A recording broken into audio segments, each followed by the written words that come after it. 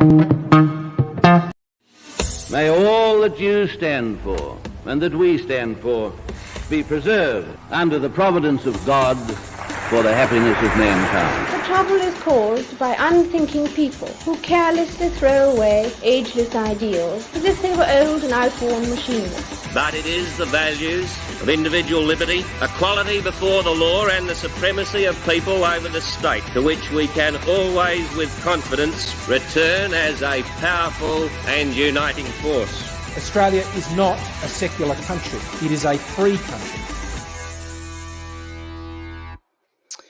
Well, good evening and welcome to Pellowe Talk on this evening, the 12th of August, Thursday night. I'm your host, Dave Pellowe, and tonight we're going to be talking to Alexandra Marshall about some interesting developments in New South Wales. And of course, as advertised, we'll be talking to John Ruddick about exactly where he's up to with the Liberal Party of Australia. He wrote, after about 30 years of campaigning for democratising the Liberal Party, writing a book called Make the Liberal Party Great Again. He's actually blown all of that up in frustration at the futility of trying to reform the Liberal Party. So that will be quite an interesting interview and conversation, talking about liberty in general, as well as the demise of the Liberal Party and what little hope there is for reforming it right now, at least in John's mind. Well, earlier this week, George Christensen MP, the member for Dawson in the federal parliament, introduced a private member's bill with two readings called the Children Born Alive Protection Act. And in that bill, it actually seeks to treat children born as a result of an abortion procedure equally to children who are premature in any other circumstance. Some of the myths out there about this include, something like being cruel to children who have no viability or compatibility with life. But that's a lie, because the bill only says they should be treated equally to any other child born prematurely at that stage. So if there's no compatibility for life, there's no extraordinary or extreme measures. But it is extraordinary and extreme to completely leave a child to die without care and intervention when that child is compatible with life and has a high chance, if just given a basic standard of healthcare. And that is our obligation under international treaties to which Australia is signatory, such as the United Nations Convention on the Rights of the Child. This is basic human civility and civilization, and it's beyond some people. Well, this week I emailed every single member of the coalition, the Liberal Party, the National Party, the lower house and the upper house, and asked them if they would support this bill. It seems like a no-brainer. It seems like it's very straightforward. I have to say, the response was underwhelming. There were a couple of positive responses, a handful of good people, and I won't read all of them, but here's just a selection. Senator Erica Betts says, quote, "It is unconscionable that in our country, children born alive from failed abortions are deprived of medical care and left to die. Whatever one's stance on abortion, a child outside the womb must be afforded care like any other human being. The fact that babies can be left to die on the operating table is a damning indictment on our society and demonstrative of the utter callousness shown towards the most vulnerable. I applaud Mr. Christensen on spearheading this incredibly important bill, and it has my full support." Senator Erica Betts, a great option for those of you voting beneath the line on the Senate ballot in Tasmania at next year's federal election. And Senator Susan McDonald in Queensland says, quote, "I support George Christensen's bill.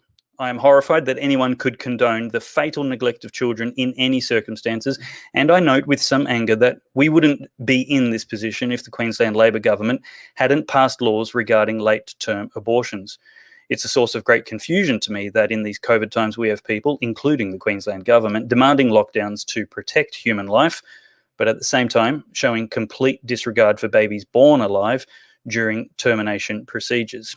end quote, from Senator Susan McDonald in Northern Queensland. And there were various other members and supporters. But I tell you what, those who indicated they would not support it from the coalition, from the right of centre, allegedly liberal, allegedly conservative party, are plethora. I've got to encourage you tonight, before we get into the show, can you please take the time, wherever you are in Australia, to write to your Member of Parliament and Senator, both Liberal and Labor, and ask them to support the George Christensen's private member bill, the Children Born Alive Protection Bill of 2021. This won't go anywhere. The bill has been introduced, but unless we can get half of the Parliament lower house plus one to vote in support of this bill, it's not going to go anywhere. And it's ridiculous. Like, what is the downside of protecting these children? The claims that this doesn't happen are irrelevant. If it doesn't happen, what's the harm of this protection making sure it can't happen? But we actually know from health ministers it does happen. It's been tabled in Hansard records of parliaments around Australia, especially Western Australia and Queensland, that this does happen. Victoria keeps pretty good notes on this, and it does happen. Children who are completely viable with life are left alone, crying and dying slowly without any care at all. And that's not the way a civilized society behaves. So please contact your federal members, lower house and upper house, call their office and implore them as a basic act of decency to support this bill. One member wrote to me and said that he believes it's unconstitutional and only the business of the states. That's a common cop-out and totally untrue. The federal government, because of high court precedents and rulings, has the power to legislate on any matter that Australia is a signatory to and has treaties with other nations to make sure that there is universal conformity and cooperation with those standards across the nation. And that is the legal advice and reality. And anybody who says otherwise is just looking for an excuse to not support this bill. And that's something that should be remembered when we vote for them. But congratulations to George Christensen on supporting that bill. Well, I'd like to introduce our guests for this evening now, John Ruddick and Alexandra Marshall. Welcome to the show, guys. John, good to have you with us. Good evening, Dave. Thanks very much for having me. And Alexandra, always great to have you in good internet connection. I'm just here to cause trouble. Yeah, you are. John, let's have a look at your article that you published in The Spectator today. Great article, great conclusion. Freedom on the March, why I will continue protesting against lockdowns. Peter Fitzsimmons thinks you're an incredibly selfish, narcissistic, irresponsible and reckless individual, along with everybody else who thinks freedom might actually be important in this nation. Can you explain for us, prosecute, what are the arguments you make in this article? Okay, so I am a history student. I've been interested in history my whole life. So you obviously don't listen to John Ruddick when it comes to medical science. Okay, so I'm not going to talk about the rights and wrongs of COVID, except for one narrow little part of COVID, which anybody with half a brain can work out is a COVID restriction, which is unnecessary and nutty. And that is being outside is good for you in terms of sunshine and exercise. And it is so far not one person on planet Earth, despite the millions who've caught COVID, not one person has had it documented that they caught it outside. People are obviously catching COVID in the family home, in the workplace, probably in trains and in other confined spaces, maybe supermarkets. But in the outdoors, we know that no one's catching it. Okay, now it's not just me saying that. Channel 9, the 6 o'clock Channel 9 news, about 5 weeks ago, Chris O'Keefe, their Sydney political reporter, he said that he had it confirmed. He did a little report on it, and he said, New South Wales Department of Health confirms not one person in New South Wales has caught COVID outside. And Chris O'Keefe said, well, therefore, there's no science to stop people being at the beach and being in the park, etc., etc. The next night, Chris O'Keefe said that he gave a longer story making the same point, and he said no one in all of Australia has caught COVID outside. Well, I thought that's pretty interesting. Then I did a little look around.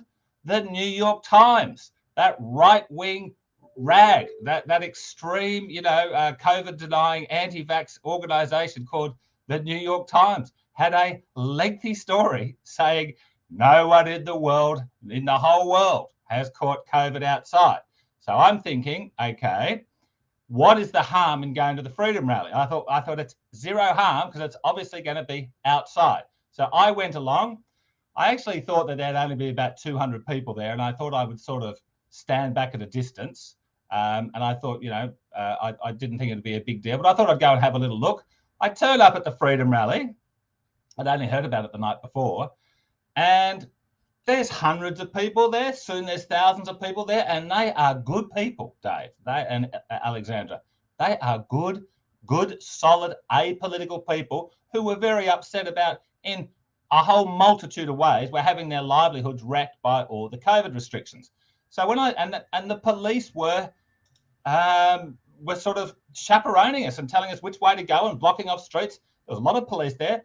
The police were very cooperative. The police were very friendly. When we got to the town hall after about a 2.5-hour march, which was an enormous amount of fun and there's zero violence, we get to the town hall, the police get up there, they hand over a microphone to people, all very, very friendly. Now, there was 20, after almost everybody had left, there was 20 seconds of some fools who I don't rule out that they were Antifa, being agent provocateurs, but who knows? Some fools threw some things at the police. There was a 20-second melee, which barely anybody had seen who was at the Freedom Rally. It was such a big deal. And then that gets characterised as what the event was all about. But even more important than that, all the experts in Australia, from Kevin Rudd and Zali Steggall and Peter Fitzsimons, all these highly intelligent people, are absolutely certain it's going to be a super spreader event. It's going to be a COVID super spreader event. And I'm sitting there scratching my head thinking, when I'm seeing all these highly intelligent people say these things, I'm thinking, surely you know that it doesn't get caught outside. I mean, it doesn't seem to be a dispute. Not one Black Lives Matter rally or not one freedom march all around the world has caught it. And these people just piled on because we're hurting their golden calf, their beloved COVID. Yep. Is it too soon to know for certain that there was 0 cases and transmissions at the Freedom Rally? Is the incubation period for that likelihood fully passed? Well, I wanted to give it 2 weeks, and I did give it 2 weeks. Now, people who know more about it than me say because this Delta is more infectious, that we would have known. If people at the Freedom Rally had caught COVID at the Freedom Rally, we would have known within 3 days. But it's now almost 3 weeks. It's almost 3 weeks now. Right, 3 weeks. Every day, the 11 o'clock press briefing, every day, we've had, up until the last few days, we've had 1 million questions. The Premier, their chief health bureaucrats, their health minister, are all badgered. How many of the new cases today are connected to the Freedom March? And the politicians have to say, oh, well, none today, but there might be in the future, and it's still dangerous. And the next day, anyone caught it at the Freedom Rally? And the media was just asking every single way, has anyone caught it? No. And Gladys and Kerry Chant had to admit at some point, they say, oh, well, it is hard to get outside. Oh, well, it's half truth. It's impossible to get outside so far. Yeah. Alexandra, what do you reckon? Should we have freedom marches without restrictions like we had Black Lives Matter marches?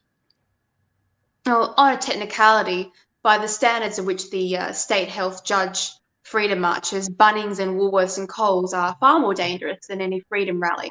And I don't see them shutting those down anytime soon. But the question isn't so much, is a freedom rally dangerous? It's does the government have the right to prevent something which is an inherent right of citizens, which is to protest?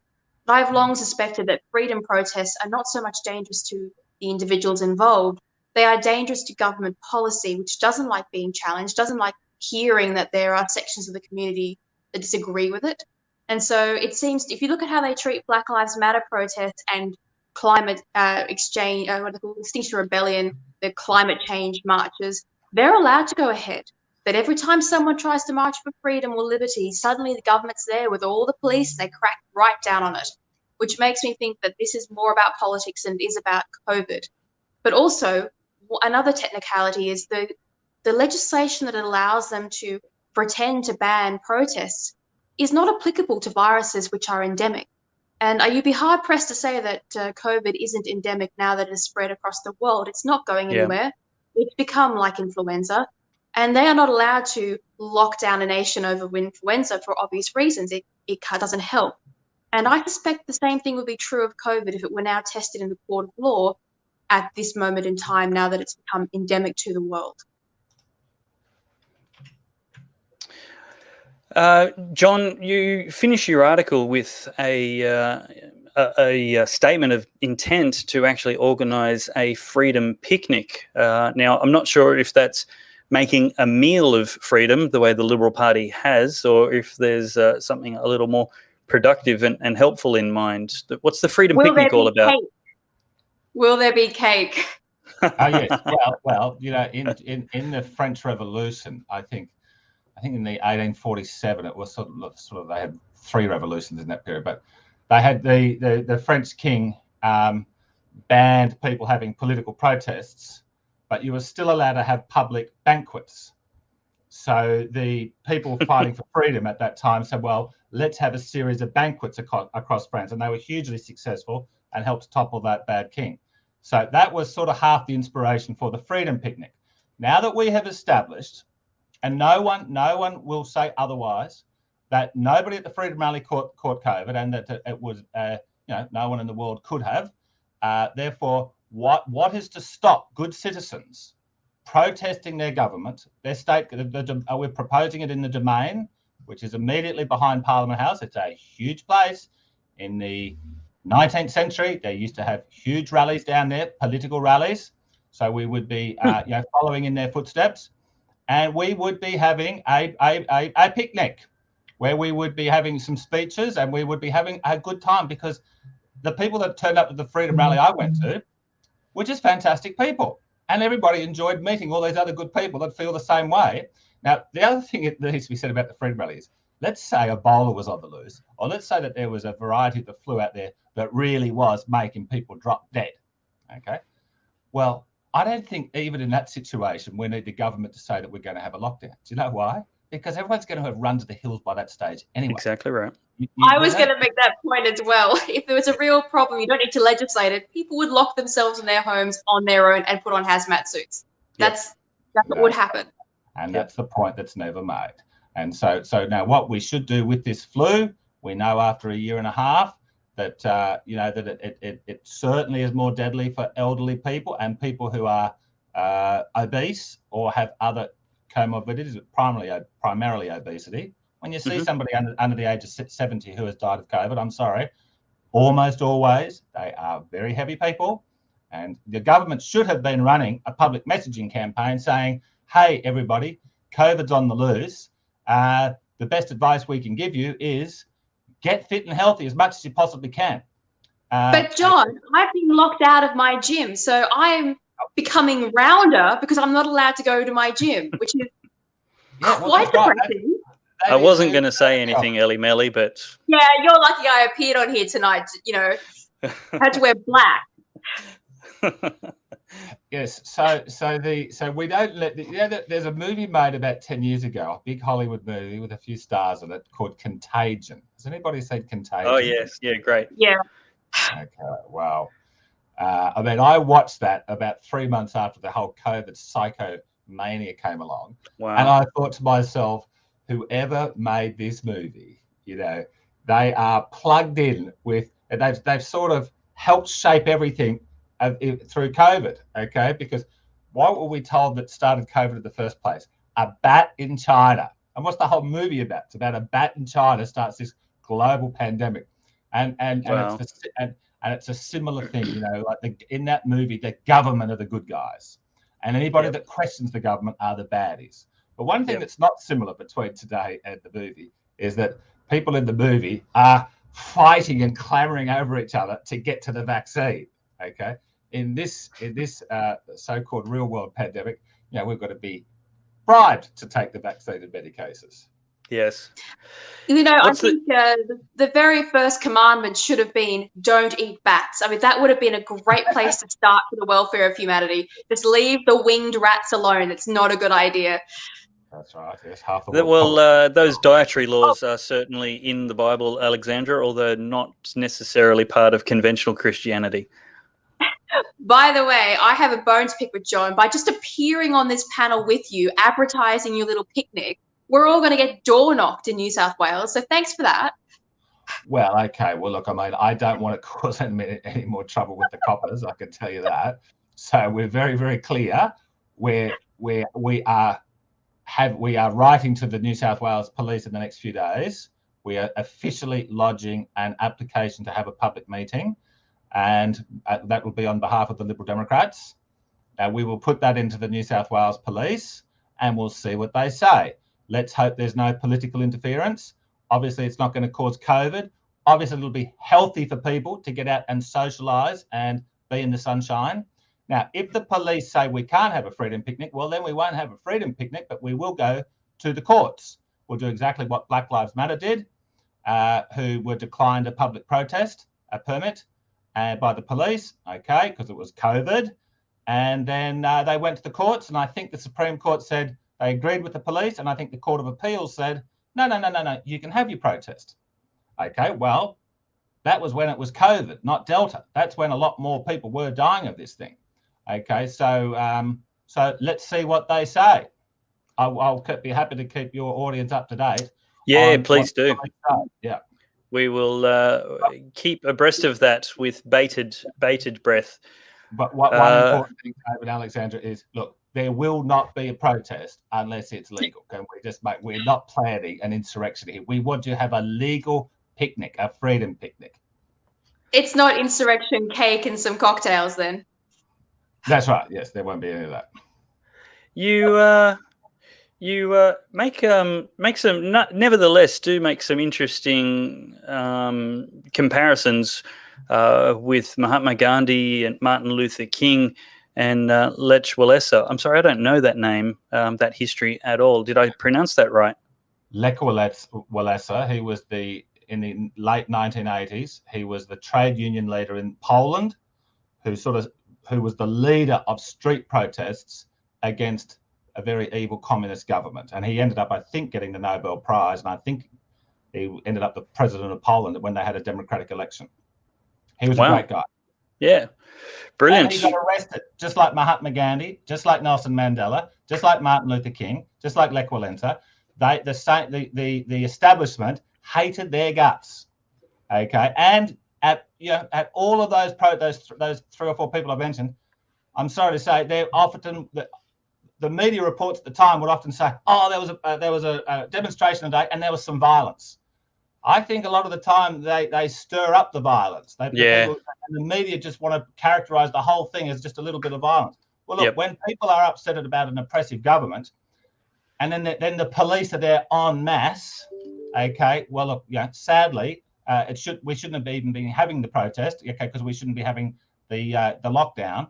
But yeah, look, these things will occasionally happen.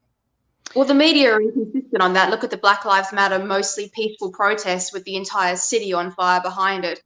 And they didn't seem to mind the yellow vest protests either. So it seems to me they pick and choose when they care about the nature of a protest. Correct, yes. Yeah, absolutely. Well, if you are watching this on YouTube or Facebook on the Good Source or Dave Pellowe channels, thank you very much. Can you please invite your friends to join us? We've got a lot more coming up on the show tonight, and it would be a shame for them to miss out. Feel free to submit your comments wherever you're watching, Facebook or YouTube. Ask John or Ellie or myself any question. If your comment is slightly coherent and on topic, we may even include it in the show, put it on screen and have a chat about it. So that would be really, really good. Looking forward to including your comments. Share the posts now, though, and invite your friends. And for those of you listening to the podcast later on delayed stream, you can watch the video back on goodsource.news /Pellowe-talk-58. Well, let's have a chat now about comparisons such as you've made, John. We basically saying this is comparable to a communist dictatorship and other totalitarian dictatorships. And we have quite a lot of people, no few of them in, shall we say, conservative media, who are getting quite uppity, and they're getting their knickers in a knot when we make comparisons to the social conditions which nurtured some of the authoritarian and totalitarian regimes in the 1930s, leading later on to World War II. Obviously, we're talking about Germany. There was that fake emergency, maybe that false flag operation. But the government declared extended and prolonged emergency powers after the fire in the German parliament, the Reichstag. Is making comparisons with some of those extreme moments of dictatorship and tyranny in history premature, lazy and childish, or is it actually a necessary step in being vigilant against those reoccurrences in our future? Well, look, we have to be very vigilant about protecting our freedoms. I think it is overstating it to say that we're sort of anything really like a communist regime.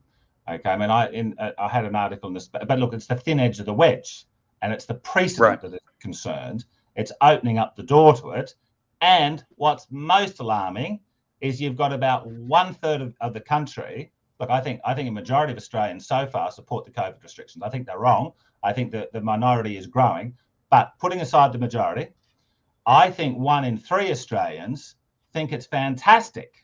Can't get enough of COVID restrictions. So that is the real concern, that you've got a lot of people out there who really want more and who are not open to the idea that, that we may well be damaging the country and overstating this situation. Yep. Now, I had an article in The Spectator a month or so ago in which I said, look, if you want to compare COVID to George Orwell's 1984, which social media often does, I said, look, it's just not fair. It's nothing like 1984. We don't have monitoring cameras in our home. And look, you don't get locked up for dissent. Okay, not yet at least. Now, but what I did say is I said, look, if 1984 is a 10 and before COVID, we were a 2 in the free West, which I think probably fair enough. We weren't completely free. There was a bit of Big Brother around, but, not that bad. So if we were 2 before COVID, I think we're now a 4. Okay, so we've got a long way to go to 10. Okay, The trend isn't good. And every day things sort of seem a little bit more alarming. Also, every day, I think that rationality is also, I think more and more people are waking up. Nobody goes from being somebody who thinks that COVID is being overstated to them changing their mind. Okay, if you're already locked in saying it's overstated, those people are only going to keep growing. This is why I think it's very much a growing minority that are against it. So look, the alarming thing is that a lot of Australians who a lot of conservative, classically liberal-minded people just assumed that the vast majority of Australians really prized and were really grateful for what's happened in the West over the last 200-300 years for in establishing our constitutions and our freedoms, and we just took that for granted. Well, COVID has revealed that there's a hell of a lot of people that have just got no concept of it, and that is clearly because we've had left-wing politicians rewriting our curriculum. Ellie, is it accurate to say we don't have cameras in our home and we're not locked up for disagreeing with the public policy? I'm not sure if that was the exact phrasing you used, John, because right now I'm thinking of the social media monitoring, and in England, maybe not Australia, but England's not this very distant democracy bearing little resemblance to ours. You're actually getting people with police knocking on the doors because of things they've posted which may be unkind about somebody's preferred gender identity.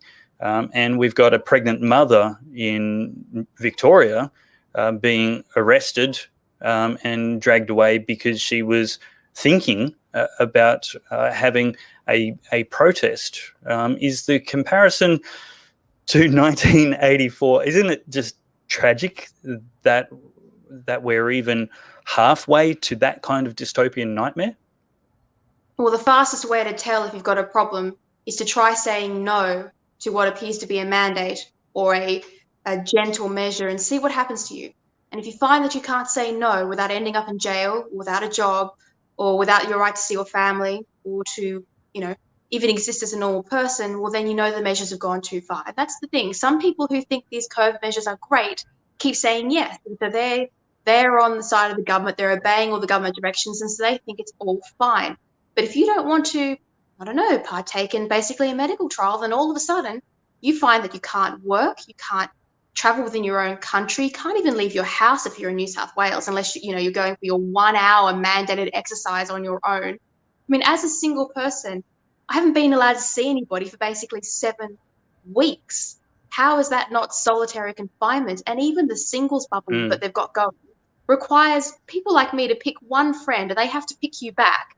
And now the police have just passed extended powers so they can come and knock on your door to make sure you're only seeing your one designated friend. I mean, tell me how that's not 1984 style going on. The police have set up special task force to track you via social media and come and fine you or arrest you if you even think about attending a protest. I mean, these aren't normal behaviours. And we even had Liberal Michael O'Brien down in Victoria a couple of weeks ago calling for extended jail times and daily fines for anybody who doesn't fully cooperate with these COVID traces, basically saying if you refuse to let the government track you, then we're going to throw you in jail. I mean, it's no stretch of the imagination to see that we are heading down a path that leads to nowhere good, for sure. And my main problem is that our civilization currently in the West has the same risk factors as what happened to Europe last century. That is, we are heading toward socialist style themes and regimes, particularly with the way this globalization thing's going. And now we've got this obsession with race politics. And what was Hitler's Germany? It was nothing more than a racially driven socialist state. I mean, we've seen this before, and it doesn't take long to go from a normal, supposedly free society to a complete basket case. It takes months and years, not decades, to end up in strife. And so you can't let a government set a precedent that says, we won't let you have your rights back unless you take this medical demand that we have, because what sort of precedent does that set? Does that mean that our right to work and our right to travel is based on a government mandate? That's not correct. They are rights for a reason. Any thoughts on that, John? Well, look, I can't disagree with it, but look, I do have to restate. Look, if I agree with everything you said, Ellie, that still means that we are a 4 out of 10. If Orwell's book is 10 out of 10. Okay, because the fact that we are doing what we are doing right this second in George Orwell's book, well, we would all be definitely put in prison and tortured and probably killed. Yep. Okay, so we're still allowed to do this. Now, I agree, the trend's not good. Feels like it's getting worse. I had a tweet out yesterday, which I just quoted a federal member of parliament, and that got censored. That got censored by Twitter. So it's misleading information. It's been 18 months, John. It only took 18 months to go from fully free Australia to I'm locked in my house for 7 weeks and I probably won't be allowed to work in the future unless I get a COVID jab. I can't see my parents, let alone travel internationally. And we can't operate our businesses. We've lost all of our life's work. That's not a long timeline, is it, for loss of rights and the loss of what it means to be an Australian? Well, it's really alarming. That's what it is. No question about it. And, the fact it's happened so quickly and people just don't seem to care. Very few people. Okay. Now, hopefully this is going to be a big wake up.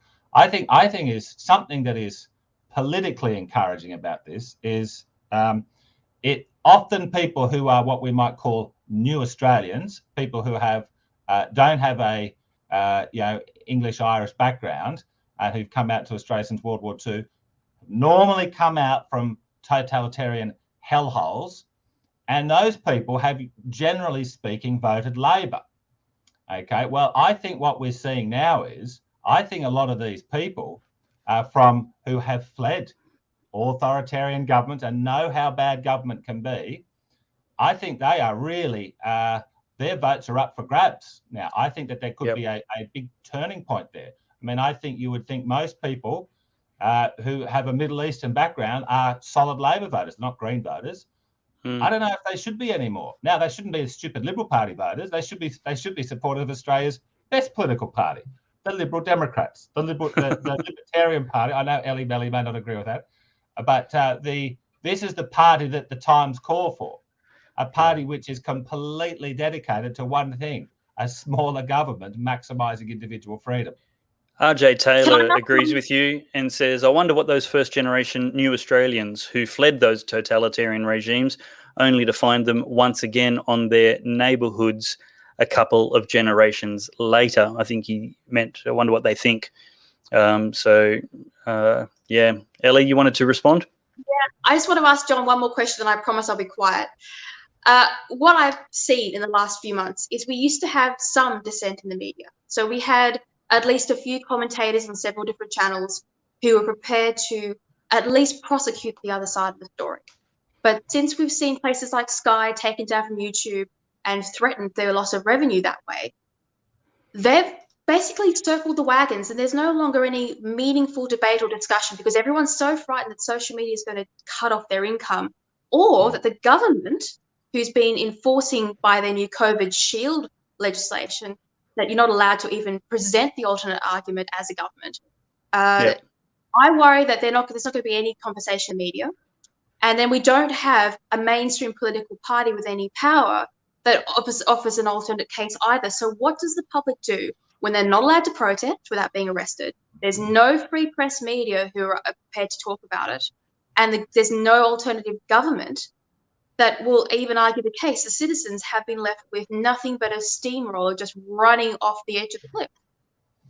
Well, I think the press has been absolutely dreadful. All these press conferences, they ask the worst questions. It's like they're little kids, these reporters, trying to sort of just G the whole crisis up. They don't want to. I saw the Channel 9 news tonight. They got this second story, this big headline: 330 people in hospital in New South Wales with COVID. Well, you know, in 2017, we had 8,000 people during the flu season in hospital with the flu. So, you know, where's the perspective? But look, there are, look, and some newspapers that we have traditionally been liked a lot have been disappointing. But look, let's take the Australian, for example. They've still got terrific writers in there. Now, Adam Crichton has been sort of leading the way. And the Sydney Morning Herald today had a terrific article from the professor who led the campaign for the AstraZeneca thing at Oxford University. He's come out today. He's given a hell of a lot of concessions. He says, yeah, well, the vaccine ain't working too well. And he says, you know, we've got to get used to this, and we've got to, if you're vaccinated, you've got just as much chance of carrying it, passing it on to other people. And he said, we've got to learn to live with it. I thought it was a terrific article. So look, Chris Uhlmann, occasionally in the Sydney Morning Herald, has a very good article on the economic damage that these things are doing and other things. So, look, yes, the press is bad. It's not entirely bad. I do accept that in the mainstream, let's say conservative media, outside the Spectator, there really is a complete, you are absolutely 100% not allowed to question the vaccine efficacy. John, that's outside the Spectator and the good source. Yeah. Of course. Yes. So now, look, as you look, I mean, I am sitting back and watching this vaccine debate because, you know, I don't know anything about science and I can't be bothered. I'm thinking about too many other things. So I was sitting back and watching this. I am concerned that a lot of people who seem to have, you know, very, very, you know, solid credentials are getting silenced. And I'm thinking, you know, the only people in scientific debates that have been shut down in history have actually been turned out to be the right ones. If somebody is saying something really stupid about science, like the Earth's flat or whatever, well, they won't get persecuted. They'll just get ignored and maybe, you know, provide a little bit of amusement if they're saying something really stupid. Exactly right. And something that the establishment doesn't like about science. Well, that's when they will get persecuted. And of course, there's a hell of a lot of examples of that. So that's why I said it because the press, all throughout history, is the natural counterbalance to politicians. And if you don't have the press countering and questioning the politicians, then what you end up with is what we had with the socialist regimes of last century, which is a runaway political nightmare, because the politicians are never being challenged on their position, and the public have no conduit to do so either. That was the only reason I raised the problem there, that we've watched the press, fall into line with government policy, whether it be Liberal or Labor. That was why I raised it. Yeah. Well, let me actually, I guess, since we spoke about the good source being happy to cast some critical thoughts in the direction of vaccine efficacy. It was noted on the Good Source today in podcast and article that constant references to the success of historical vaccines like German measles and smallpox and polio seem to have a very one-dimensional view of the history of how those vaccines were developed and implemented. Specifically, the polio vaccine was implemented in 1955 and within a month had to be pulled off the market after the Surgeon General, the chief health officer of the nation, had insisted there was nothing wrong with it at all, because the vaccine was actually faulty. And it took them 5 years after stopping the mass vaccination program. It took them 5 years to come up with a safe vaccination in 1960. And 19 years later was the last polio case.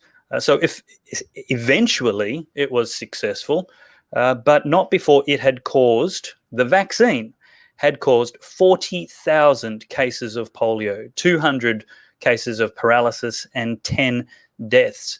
And that was, trust the experts, trust the science, the most trusted, most celebrated medical expert in the nation had backed that.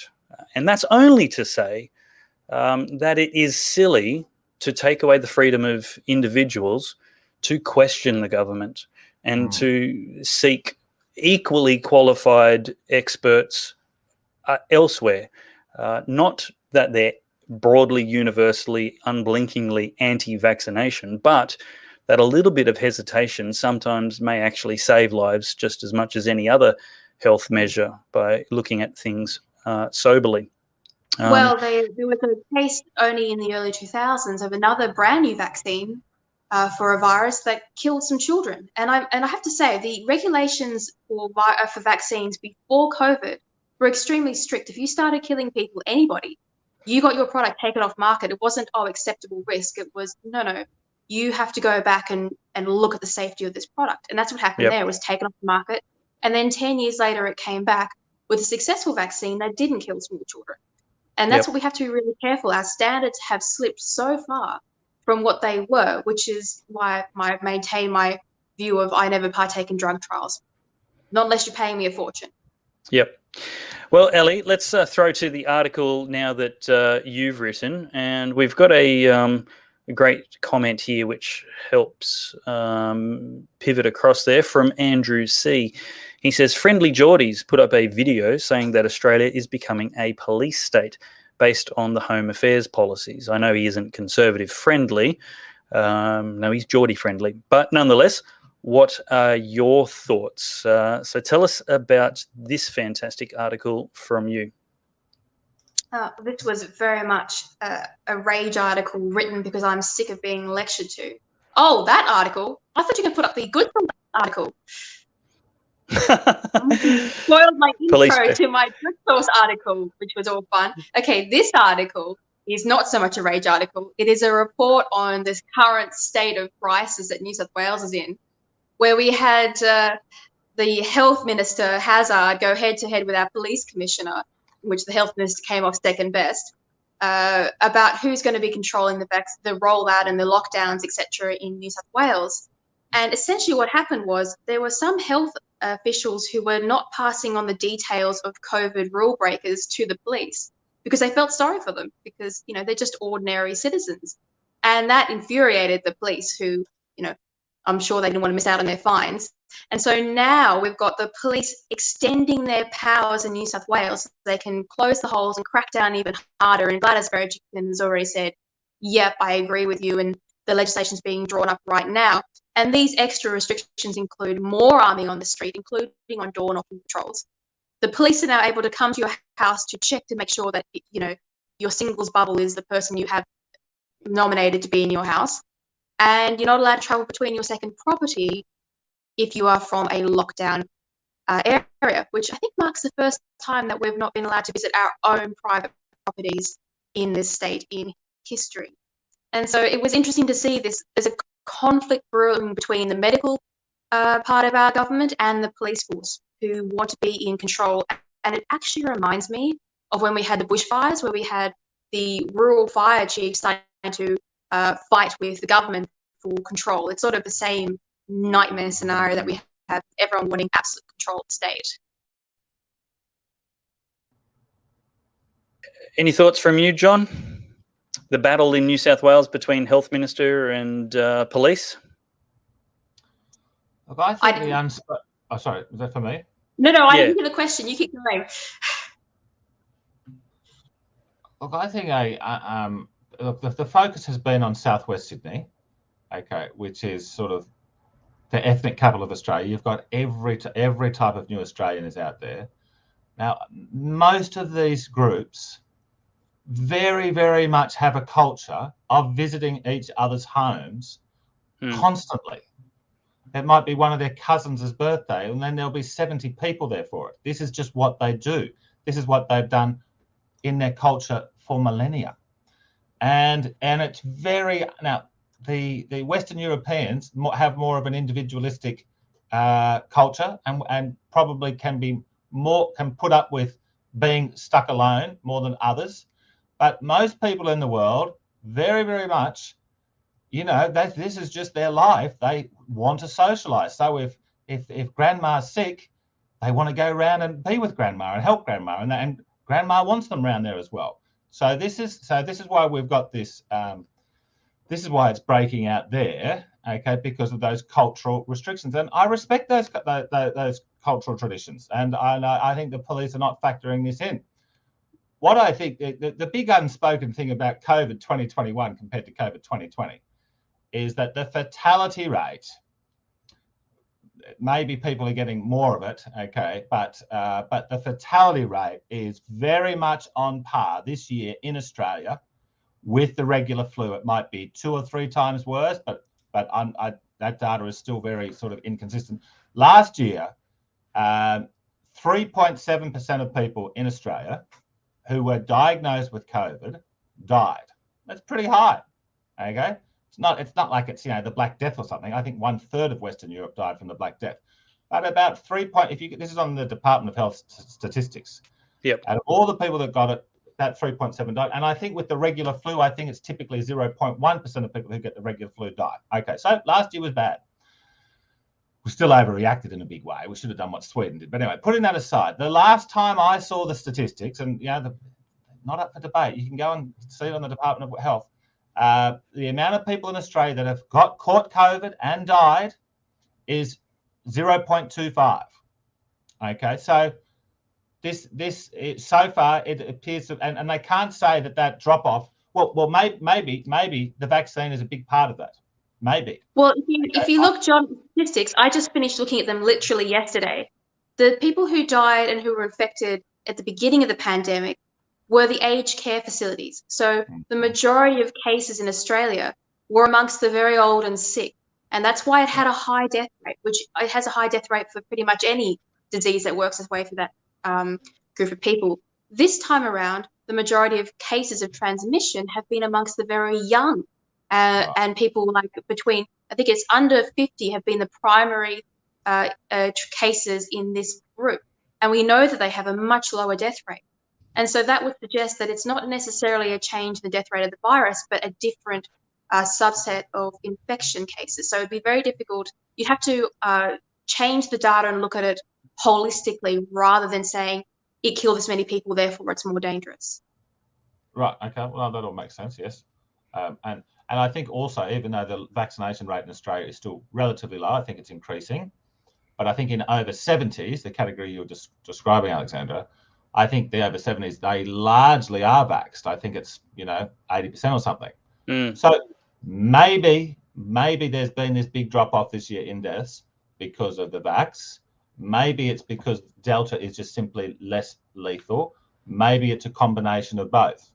But when I look at countries like India, where the Delta variant started, and you remember all the hysteria, all the COVID fear porn over India 2 months ago, 3 months ago. Yep. Yeah, they were just saying, 4,000 people dying a day of COVID. 28,000 people die every day in India. Okay. And when they're having 4,000 die briefly, okay, that 28,000 figure barely budged.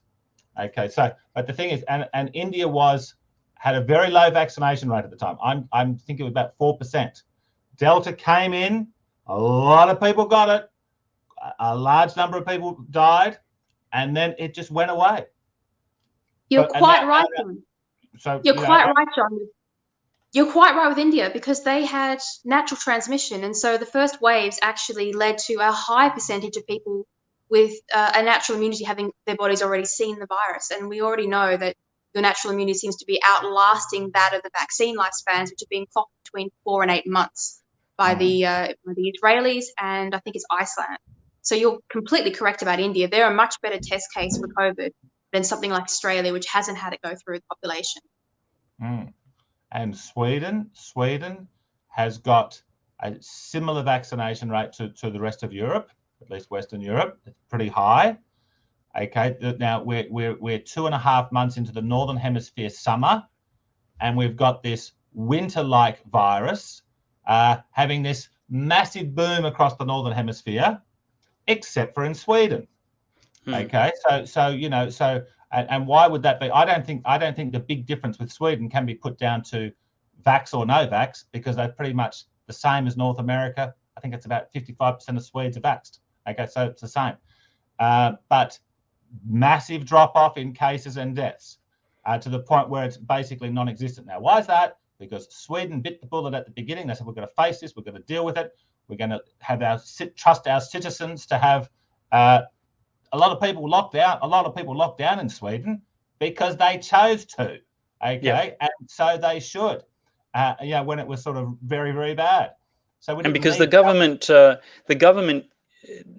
people trust the government because the government trusts the people in Sweden. The Swedish health authorities were transparent with the science and the advice that they were getting, and they were open and accountable for the decisions that they were making, unlike the opaque models and scientific advice that we're told to just trust on face value because Daniel Andrews, Berejiklian and every other despot in the nation says so. And this is one of the things that was learned from the polio vaccination debacle in the 50s, was government policy is very, very responsible for how people handle this. And if you want people to not be confused and distrusting of government, then the government has to behave differently.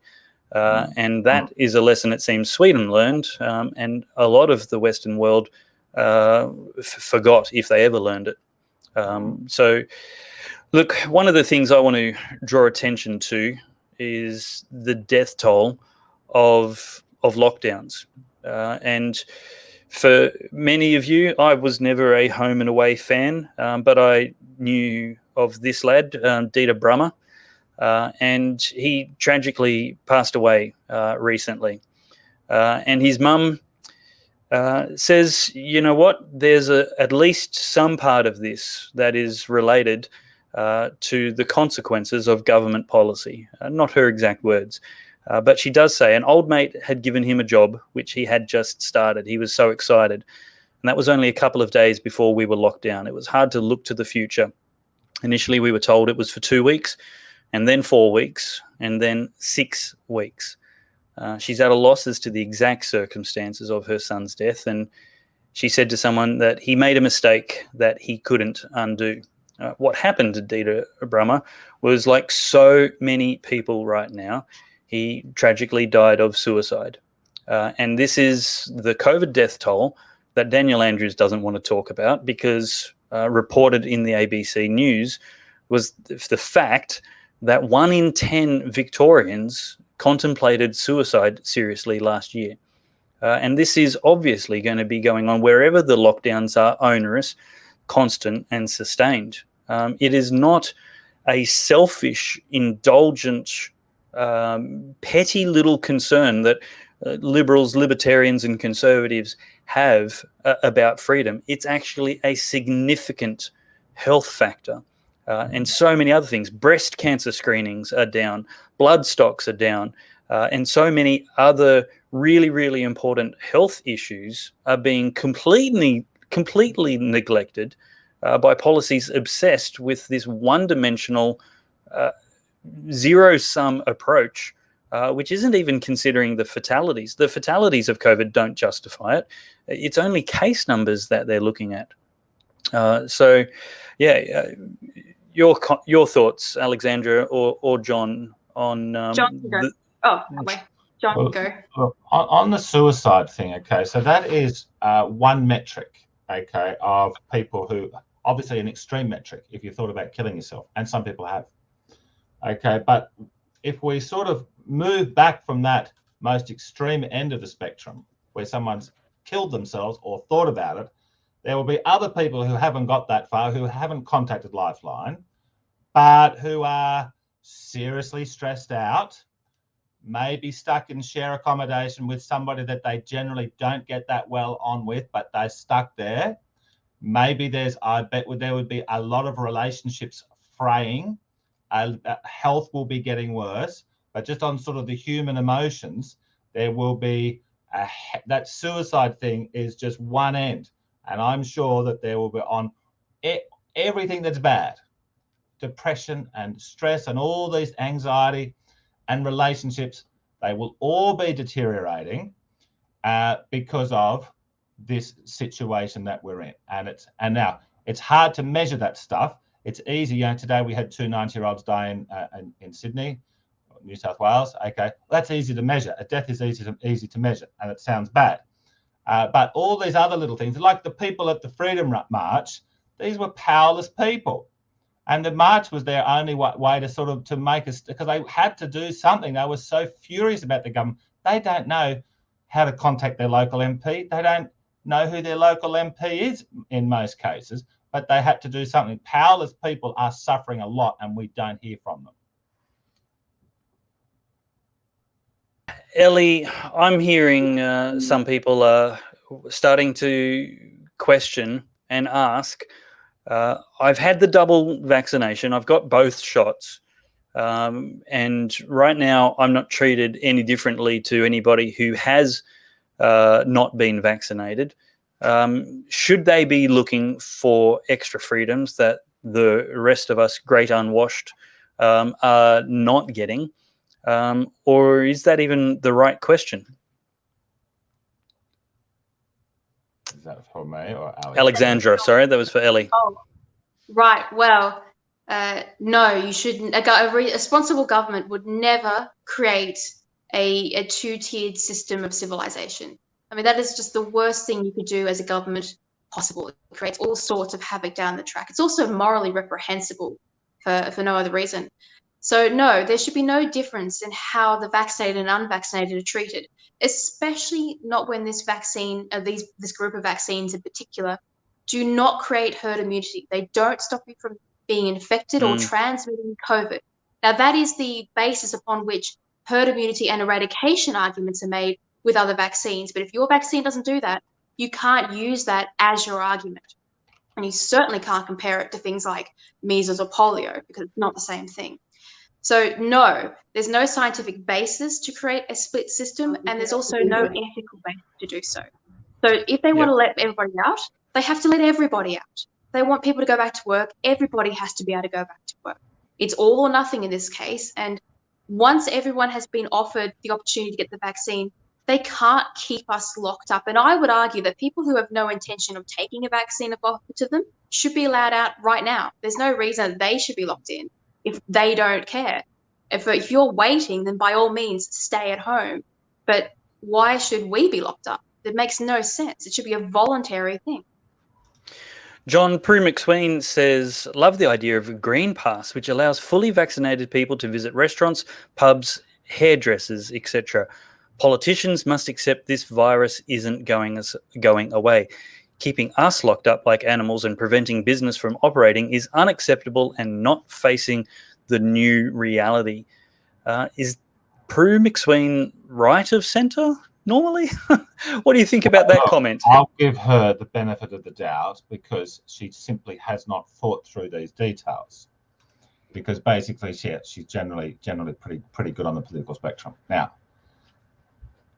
if we have this apartheid system, and there are some lefties out there relishing the idea of having this minority that can be picked on, and these are people that used to run the witch hunts in medieval Europe, and they get a thrill out of it, demonizing people.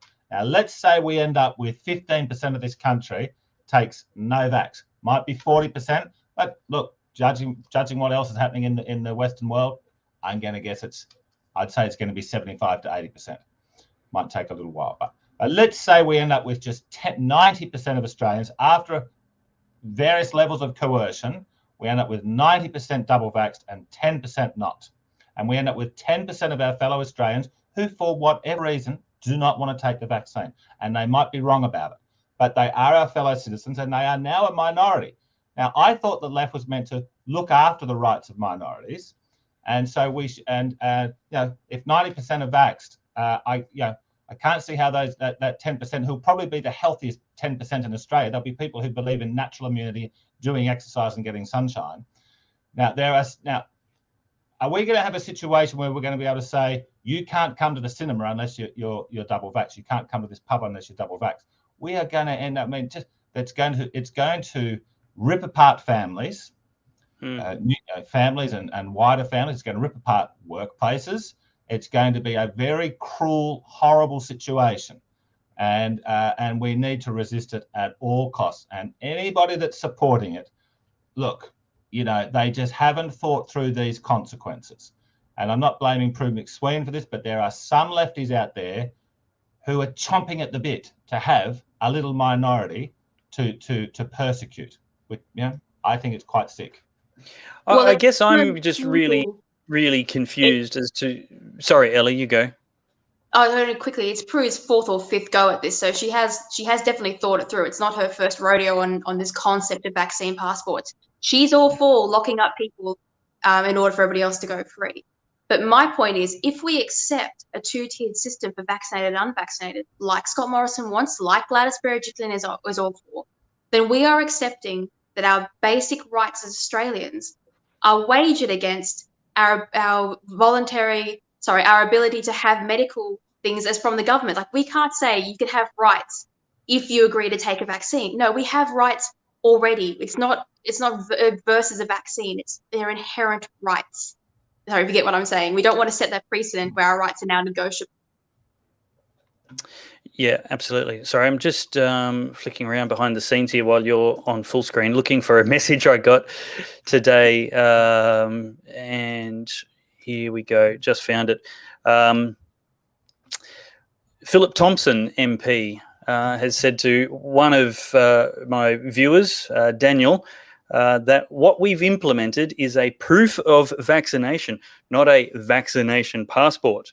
This has been developed to give people the option of being able to show they've been vaccinated if they want to.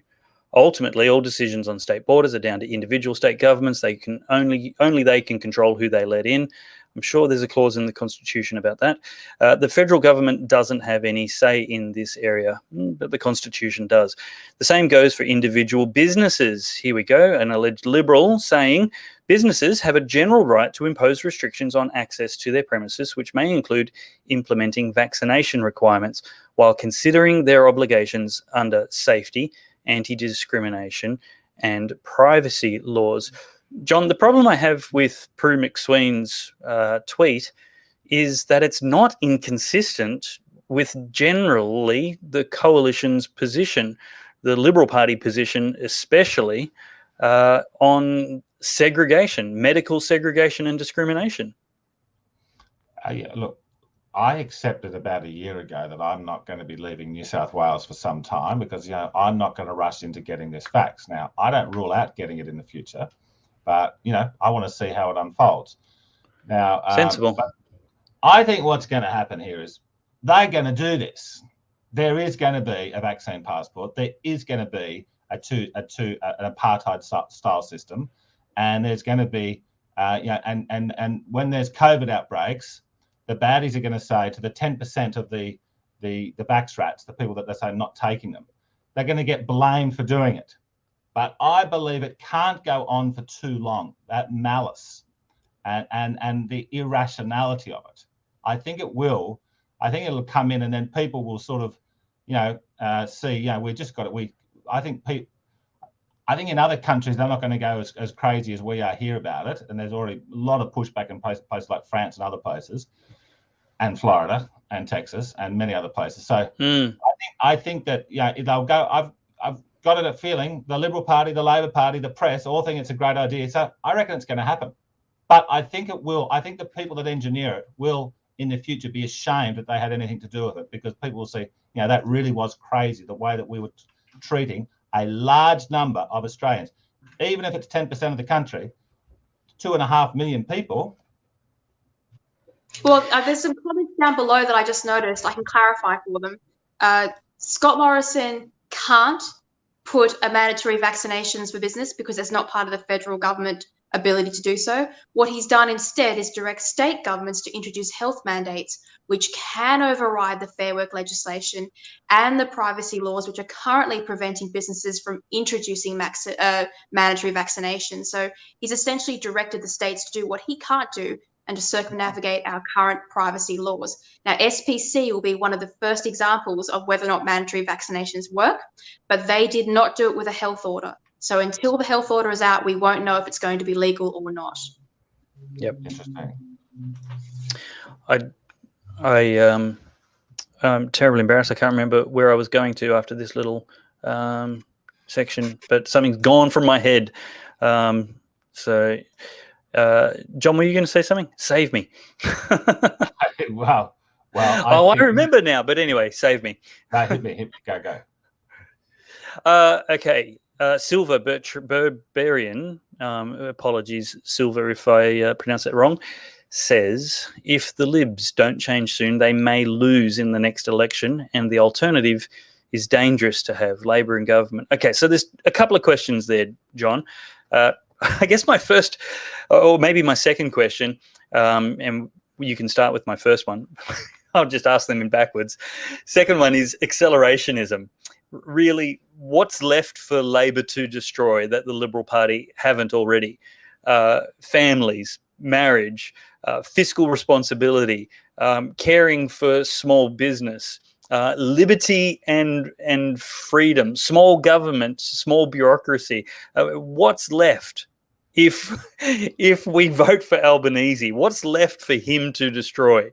Really, why not just get it over and done with and burn the Liberal House down, get rid of all the wets and moderates and people who are anti-liberty, and give us, the inevitable. It's inevitable. Eventually, we're going to have 2 or 3 terms of Labor. Let's just get it over and done with and build the right wing back better. Look, it's a hard thing to sort of know. James Allen wrote a very good article for The Spectator a couple of months ago saying he thinks Australia would have been much better off if Shorten had won the last election. And he said ScoMo's governed like his left-wing Labor in terms of the budget deficits and all the crap. He hasn't done anything positive to promote a freedom agenda in any description. But James Allen says, so look, policy-wise, they'd be the same, true. But he says if the Libs were in opposition, at least we'd have an opposition. And government needs an opposition. Westminster needs an opposition. So we don't have an opposition now. ScoMo's governing like the left wing of the Labor Party. And the only criticism we hear from Labor is occasionally you haven't gone far enough on some stupid thing. Okay. So if they're as bad as each other, I often think of like 1945. One of the weirdest election results in the 20th century was Winston Churchill, the man of the century, the great polymath, the great statesman, the great savior of Western civilization, loses the election shortly after they've declared war. Again, the biggest war in history. And I've often thought, why on earth did the British people reject Winston Churchill. They then voted for him again in 1950. But why in 1945 did they reject him? And I think it was more a case of that the British people who were worn out, war-torn, literally, places in rubble in many, much of London and other places in rubble. And I just think that the people said, we just, we've had the war, let's have a new era of peace, let's have a fresh start.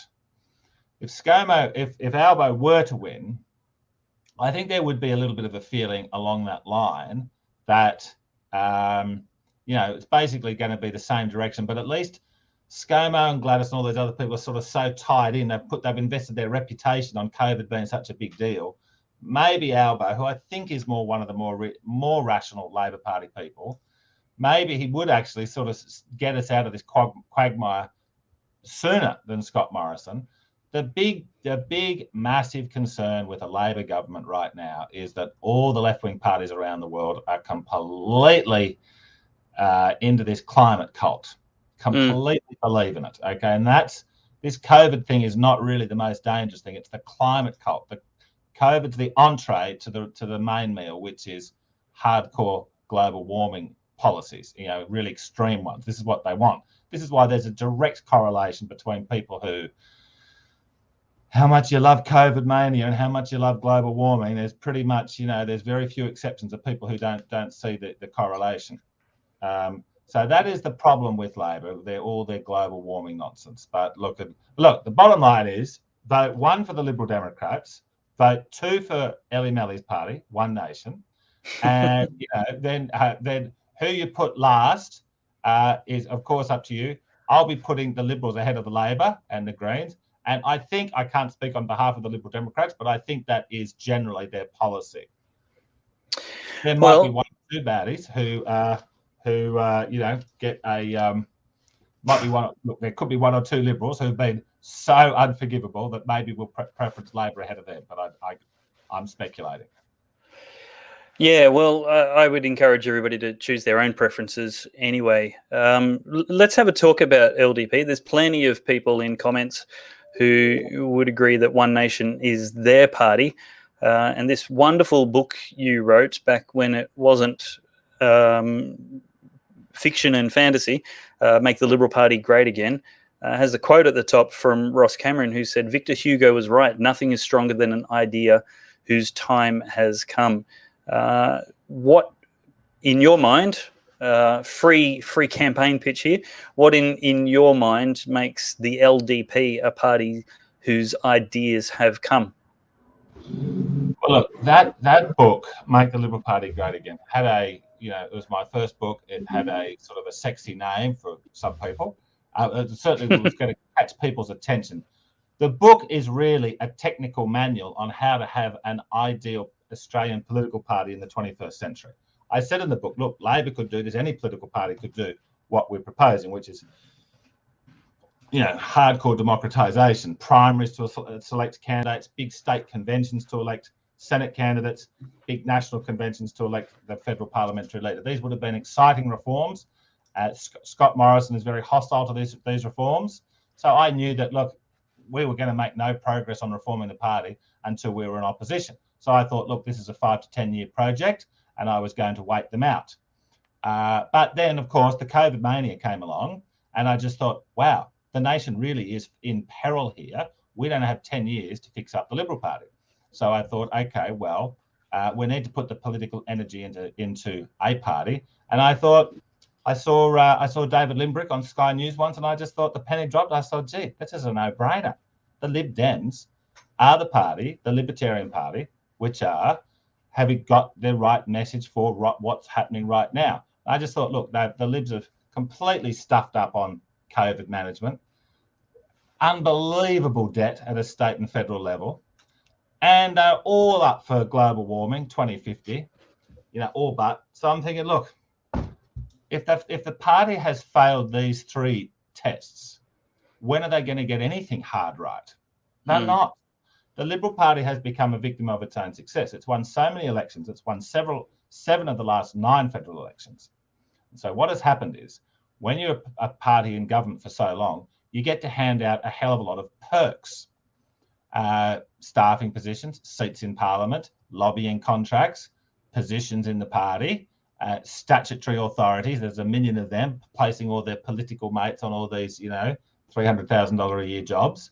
Okay, so with all these perks to hand out, the party attracts an enormous amount of spivs who get involved in the political process because there's something in it for them. There's a perk for them. Now, of course, we should be getting motivated and getting interested in politics because we're patriots who care about the next generation. So the Liberal Party has been, I would still say 80% of party members of the Liberal Party across Australia, very good people and with the best of intentions. And I reckon that they're not real happy with ScoMo. But it's the 20% of activists who are making money out of it. They're the activists. They dominate it because it's not a democratic party. So look, I cannot see them being ever reformed into being a good party again. And I think this is why we need a fresh start, getting a new party, or they're not a new party, they've been around for 20 years, but getting a party from a small party into a party of government does not happen often in history, but it does happen. Yep. Well, my advice, we'll wrap up and just get final thoughts off everybody now. But my advice to everybody, this election coming, this federal election coming, survey the best candidates, rank them from best to worst or worst to best, whichever. It's not an endorsement. It's a list of preferences in the lower house. But in the upper house, in each state, I think time has come to destroy the control that any major party has over both houses. And it's time to have a very strong pro-liberty, pro-family, pro-small government crossbench. And that's the independents, minor parties, etc. And so I would very genuinely, and not just because he's here on the screen with me, but behind his back, Campbell's back, and everybody else, I think there's a lot of minor, small parties, right of centre, and independents who deserve to be considered for the Senate. And certainly the major party tickets should be ignored. Never, ever, ever vote above the line. Do some work and figure out how you're going to number. I think it's at least 6 boxes beneath the line on the federal ballot. Is that right, guys? 6 boxes beneath the line? For the Senate? Yeah, for the Senate. Is it 6 or 12 beneath the line? I think you get up to 12 tickets, yeah, but six get elected. But at any rate, it's not hard work. Make sure you do not vote above the line. Vote for people who are going to be pro-liberty. The people who are speaking out against vaccine passports would be a very, very good start. Okay, John, we'll come back to you just for some final thoughts. But Ellie, final thoughts for the evening. On the topic of liberty and politics, I would tell people, be prepared to wander in the wilderness, but at the end you'll find Shangri-La, because I have a feeling that we are entering a period of darkness and it will get worse before it gets better if history is any kind of blueprint for the future. Brilliant. RJ Taylor just asked the question, what about the territories in Queensland that don't have an upper house? Yep, good question. However, I'm talking about the federal election, which is likely to be between March and May next year. The federal election has that upper house. John, your final thoughts for the evening. Look, it's easy to get depressed about so many things right now, but let's keep our optimism. Let's keep our hope, and let's think. Look, this is in many ways a great time to be alive, in that we get a real opportunity here to defend our freedoms. This is not a theoretical textbook study. This is really happening. What Ellie Melly said is right. If this keeps going, we are going to be a 21st century George Orwell. China's halfway there already. Okay, so if we don't stop this, and so look, it comes at a personal cost for everybody who's prepared to resist this dreadful orthodoxy that we have. I am confident that rationality will eventually triumph, and this whole thing will start to fall apart. And all I can say, look, we don't have any other choice. Ronald Reagan used to say, look, of America, this is the last stand of freedom in the world. If we lose it here, we've got it nowhere. Well, in the past, in 19th century Europe, if you were living in oppressed somewhere, you could jump on a boat and come to Australia or Canada or America, okay, and go to a land for freedom. Where the hell are we going to go if we lose freedom in Australia? Okay, hungry. So this is it. Well, okay. But look, this is it. So, and I think we'll win. It is an extraordinary time in Western civilization.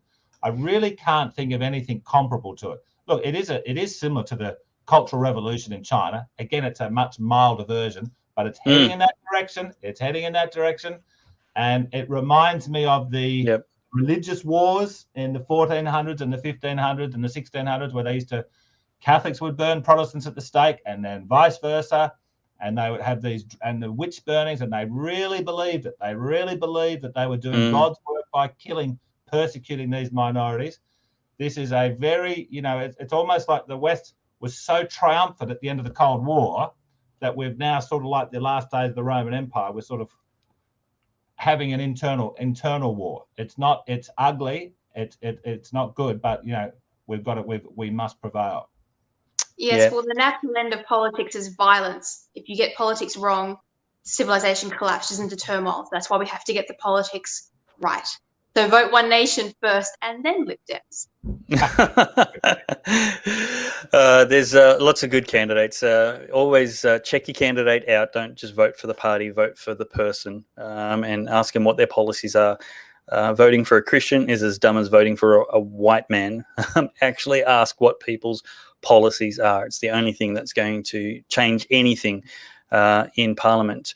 John Ruddick, thank you very much for your time on the show tonight.